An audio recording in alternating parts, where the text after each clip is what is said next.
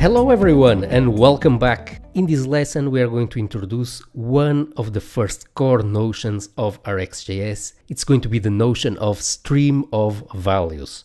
Many times people dive in straight into the notion of observables without understanding the notion of stream of values first. But this is the best starting point for understanding RxJS. Let's cover then what is a stream. In this lesson we're going to give several examples of streams of values using here this very simple about component, which corresponds to the component that we have here with a title and the course image. Let's then start with maybe what is the most fundamental notion in RxJS, which is the notion of stream of values. As you know, in a JavaScript program, everything almost is asynchronous. We have requests coming from the network, bringing us new values from the backend.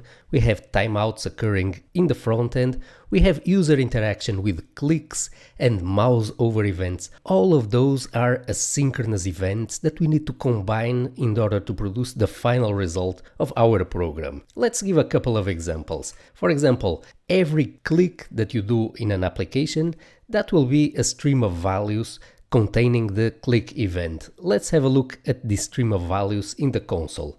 Let's take, for example, a given element of this page, and we could take a particular button where we want to detect clicks, but in order to make it simple, we are going to detect here the whole document, and we are going to detect here a stream of clicks anywhere on the page. Let's subscribe to the click event and let's now print the event to the console. We are going to reload our application and we are going to open the console so that we see here the stream of events. So now if we click anywhere on the page, we are going to see that we have here a series of mouse events being printed out to the screen. So what we see here whenever we click on the mouse is an example of a stream of values that are being emitted over time. Let's give another example of a stream of values. Another example that we often find in JavaScript programs are JavaScript intervals. So this is code that is periodically executed by the runtime in order to perform a certain task, such as, for example, if our application is doing long polling in the background.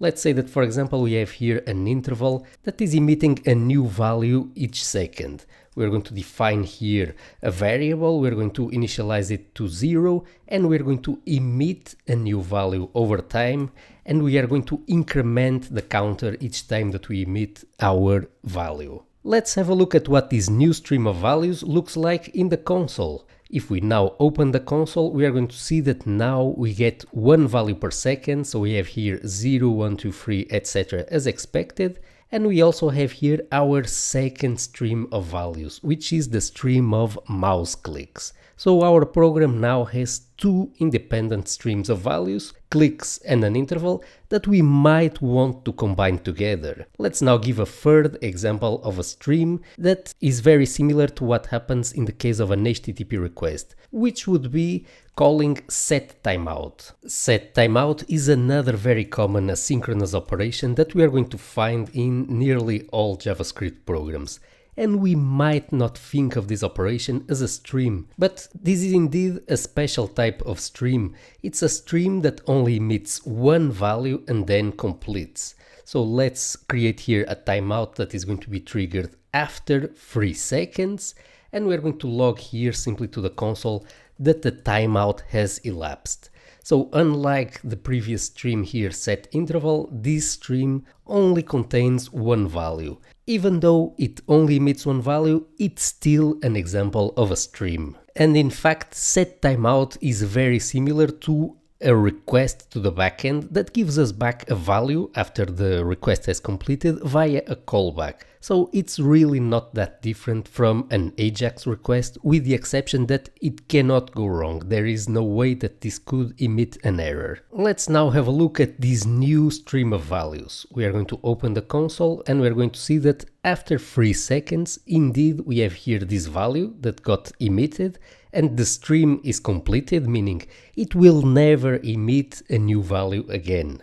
However, the setInterval stream is still emitting values constantly, and this click stream here is still active and will continue to emit clicks as we click on the page. So these two streams that we have defined here are multi-value streams. They continue to emit values over time and they will never complete. So that's an important notion when we are talking about streams. Can they be completed? When are they completed? This stream here emits a value and completes. These ones emit multiple values and never complete. It would be perfectly possible, for example, for a stream to emit 2 values or 3 values and then complete.